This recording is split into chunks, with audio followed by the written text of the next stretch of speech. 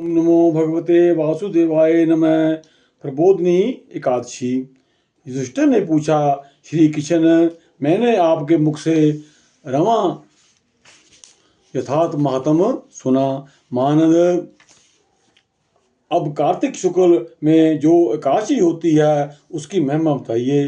भगवान कृष्ण बोले, राजन, कार्तिक के शुक्ल पक्ष में जो एकादशी होती है उसका जैसा वर्णन लोक सृष्टा ब्रह्मा जी ने नारद जी से किया था वही मैं तुम्हें बतलाता हूँ। नारद जी ने कहा, पिताजी, जिस में धर्म कर्म में प्रवृत्ति कराने वाले भगवान गोविंद जागते हैं उस प्रबोधनी काशी का महात्म बतलाइए। ब्रह्मा जी बोले, मुनि श्रेष्ठ, प्रबोधनी का महात्म पाप का नाश, पुण्य की वृद्धि तथा उत्तम बुद्धि वाले पुरुषों को मोक्ष प्रदान करने वाला है। समुद्र से लेकर सरोवर तक जितने भी तीर्थ हैं वह सभी अपने महात्म की तभी तक गर्जना करते हैं जब तक कि कार्तिक मास में भगवान विष्णु की प्रबोधनी तिथि नहीं आ जाती। प्रबोधनी काशी को एक ही उपवास कर लेने से मनुष्य 1000 अश्वमेध तथा 100 राजसु यज्ञ का फल पा लेता है। बेटा, जो दुर्लभ है, जिसकी प्राप्ति असंभव है तथा जिसे त्रिलोकी में किसी ने भी नहीं देखा, ऐसी वस्तु के लिए भी याचना करने पर प्रबोधनी काशी को उसे देती है। भक्ति पूर्वक उपवास करने पर मनुष्य को हरि बोधनी काशी ऐश्वर्य, संपत्ति, उत्तम बुद्धि, राज्य तथा सुख प्रदान करती है। मेरु पर्वत के समान जो बड़े बड़े पाप हैं उन सबको ये पाप नाशिनी प्रबोधनी एक ही उपवास से भस्म कर देती है। पहले के हजारों जन्मों में जो पाप किए गए हैं उन्हें प्रबोधनी की रात्रि का जागरण रूई की ढेरी के समान भस्म कर डालता है। जो लोग प्रबोधनी काशी का मन से ध्यान करते हैं तथा इसके व्रत का अनुष्ठान करते हैं उनके पितर नरक के दुखों से छुटकारा पाकर भगवान विष्णु के परम धाम को चले जाते हैं। ब्राह्मण, अश्वमेध आदि यज्ञों से भी जिस फल की प्राप्ति कठिन है वह प्रबोधनी काशी को जागरण करने से अनायासी मिल जाता है। संपूर्ण तीर्थों में नहाकर स्वर्ण और पृथ्वी दान करने से जो फल मिलता है ये श्री हरि के निमित्त जागरण करने मात्र से मनुष्य प्राप्त कर लेता है। जैसे मनुष्य के लिए मृत्यु अनिवार्य है उसी प्रकार धन संपत्ति मात्र भी क्षण भंगुर है। ऐसा समझकर एकादशी का व्रत करना चाहिए। तीनों लोकों में जो कोई भी तीर्थ संभव है वह सब प्रबोधनी काशी का व्रत करने वाले मनुष्यों के घर में मौजूद रहते हैं। कार्तिक की हरबोधनी काशी पुत्र तथा पौत्र प्रदान करने वाली है। जो प्रबोधनी को उपासना करता है वही ज्ञानी है, वही योगी है, वही तपस्वी है और जितेंद्रिय है तथा उसी को भोग और मोक्ष की प्राप्ति होती है। बेटा, प्रबोधनी काशी को भगवान विष्णु के उद्देश्य से मानव जो स्नान, दान, जप और होम करता है वह सब अक्षय होता है। जो मनुष्य उस तिथि को उपवास करके भगवान माधव की भक्ति पूर्वक पूजा करते हैं वो 100 जन्मों के पापों से छुटकारा पा जाते हैं। इस व्रत के द्वारा देवेश्वर जनार्दन को संतुष्ट करके मनुष्य संपूर्ण दिशाओं को अपने तेज के प्रकाशित करता हुआ श्री हरि के वैकुंठ धाम को जाता है।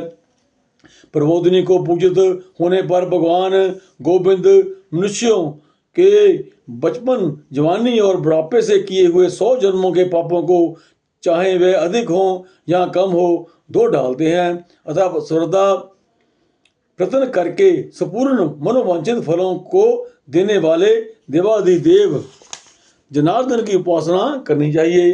बेटा नारद, जो भगवान विष्णु के भजन में तत्पर होकर कार्तिक में प्राय अन्न का त्याग करता है वह चंद्रायन व्रत का फल पाता है। जो प्रतिदिन शास्त्रीय चर्चा से मनोरंजन करते हुए कार्तिक मास व्यतीत करता है वह अपने संपूर्ण पापों को जला डालता है और 10,000 यज्ञों का फल प्राप्त करता है।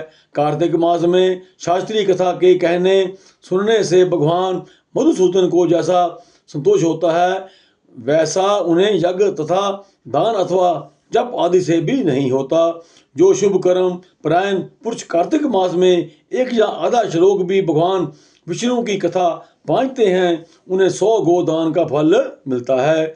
महामुने कार्तिक में भगवान केशव के सामने शास्त्र का स्वाध्याय तथा श्रवण करना चाहिए। मुनि श्रेष्ठ जो कार्तिक में कल्याण प्राप्ति के लोभ से श्री हरि की कथा का प्रबंध करता है वह अपनी 100 पीढ़ियों को तार देता है।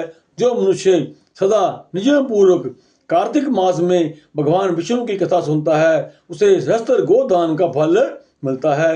जो प्रबोधिनी एकादशी के दिन श्री विष्णु की कथा श्रवण करता है उसे 7 दीपों से युक्त पृथ्वी दान करने का फल प्राप्त होता है। मुनि श्रेष्ठ जो भगवान विष्णु की कथा सुनकर अपनी शक्ति के अनुसार कथा वाचक की पूजा करते हैं उन्हें अक्षय लोक की प्राप्ति होती है।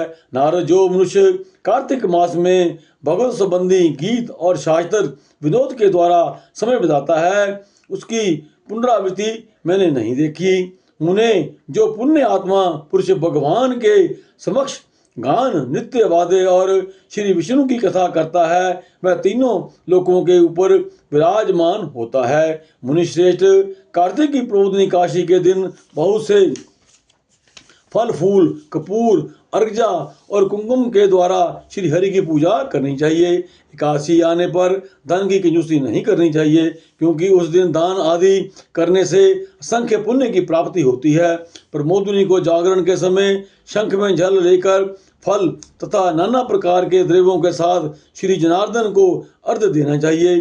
संपूर्ण तीर्थों में स्नान करने और सब प्रकार के दान देने से जो फल मिलता है वही प्रमोदिनी काशी के अर्घ्य देने से करोड़ों गुना होकर प्राप्त होता है।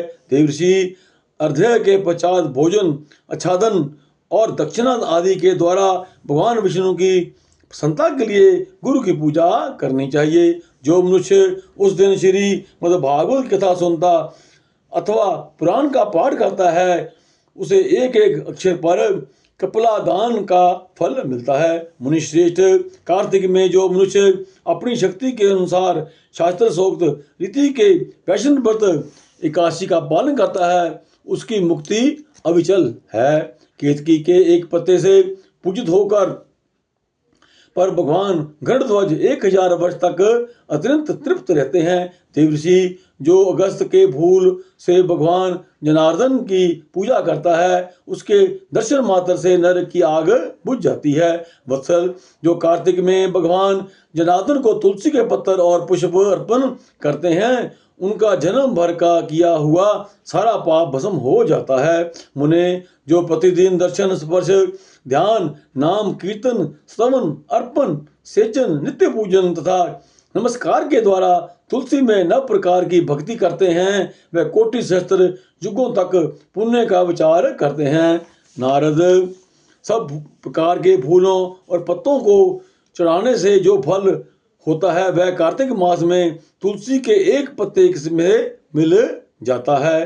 कार्तिक आया देख प्रतिदिन निजपूर्व तुलसी के कोमल पत्तों में महाविष्णु श्री जनार्दन का पूजन करना चाहिए।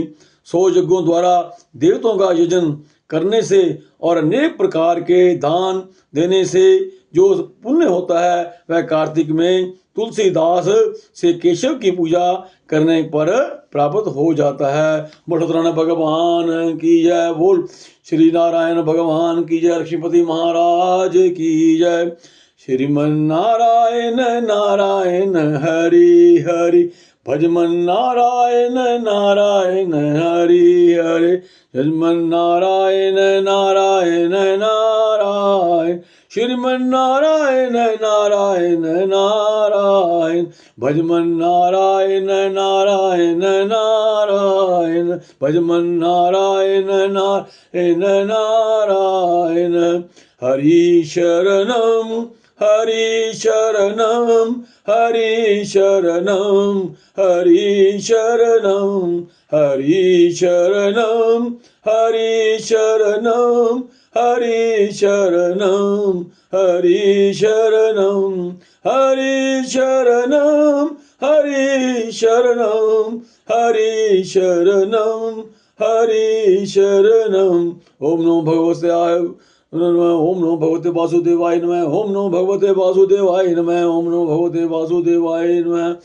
बोल सत्यनारायण भगवान की जय। वहाँ ऋषिकेश महाराज की जय। श्री प्रयागराज तीर्थराज महाराज की जय। बद्रीनाथ धाम की जय। गंगा मैया की जय।